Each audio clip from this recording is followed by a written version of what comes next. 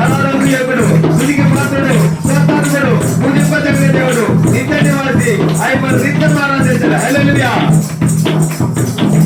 ఈ ఆజ్ఞలే ఏమైనా జరుగునా, ఈ గచ్చె దాటగా శత్రువుకు సాధ్యమా?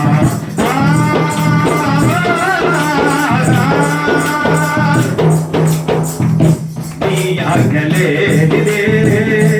ఏమైనా జరుగునా, ఈ గచ్చె దాటగా శత్రువుకు సాధ్యమా?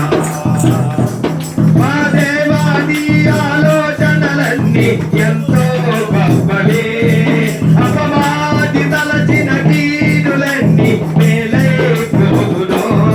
మా దేవాది ఆలోచనలన్నీ ఎంతో గొప్పవి, అపవాది తలచిన